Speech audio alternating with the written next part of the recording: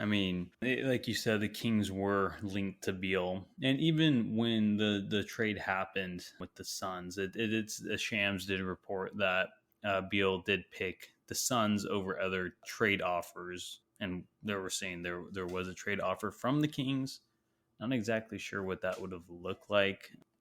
Maybe nothing that crazy considering what the Suns got or had to give up to get Beal. So, but I don't know. Do you have any idea what you think a Kings package would look for Beal? I mean, it had to be very insignificant, right?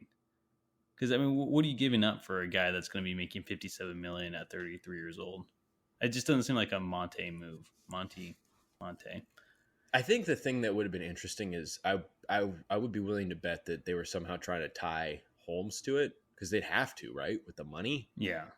So I don't even know if that's like accurate to say that. Oh, Beal picked the Suns. I mean, like, who knows? The Wizards could have been like, yeah, let's take the Kings one away because we're not taking Rashawn Holmes' contract.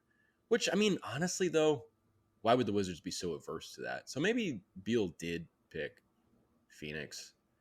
But again, to answer your question, I feel like that Holmes deal had to be part of it. And then maybe a young player in a couple seconds or something. Yeah, right. It just didn't, I don't know. At the end of the day, I didn't want the Kings to get that contract. Yeah, like Bradley Beal and Fox and Sabonis would be, just maybe not as fun, but pretty close to being as fun as Durant, Booker, and Beal, right? But it's just that contract. You're trying to, you already have Fox extended, but you're going to have to extend Sabonis after this season, Murray in a couple of years, hopefully. And just taking on that contract's too much. And then why I think it might be a bad trade for the Suns, and probably what a lot of people are saying. You got 5 guys on the team right now. Like, what's the depth going to look like off the bench? I mean, you already got rid of Bridges and Johnson last season. They're just really dwindling that bench, and getting a guy like Beal and having most of your cap space and 4 guys and like good, 4 good guys, 4 good players, but you still need what 7 other guys to fill out a team on a nightly basis. So Yeah, I mean, when you think about it, it's like they really only need to like add 4 or 5 guys that are kind of like legitimate veteran talents. Like I said, I feel like they're going to attract people. That's the type of team you take less money for to play for. yeah, Just but given their proximity to a championship, I would go ahead and say what you were going to say. I'm just gonna say like vets. Like I don't know, vets. We've seen vets try to sign on for teams like this, and just try to make the vet super team. Remember the Lakers? I think the year after they won the finals, I think in 21, they had like Rondo still. Then they got like Carmelo Anthony. Then they got Dwight Howard. Then like this like whole team where if it was like 2008, they would have probably won 82 games. But it's just like you can get some vets, but just because they're big name vets doesn't mean that they're still in their prime and gonna function as better as or as good as real prime role players, right? Yeah, but I mean, I still think it gives you a range of options. It's so early at this point that there's not like they have slim pickings and they have to pick like guys that are a little beyond their, or way beyond their prime or whatever.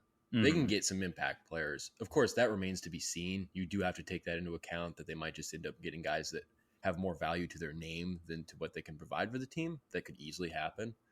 But the thing that I would point to, had the Kings traded for Beal, the main concern I would have, and maybe the main concern I have for Phoenix, is just that, like, how's your defense? What's your defense like?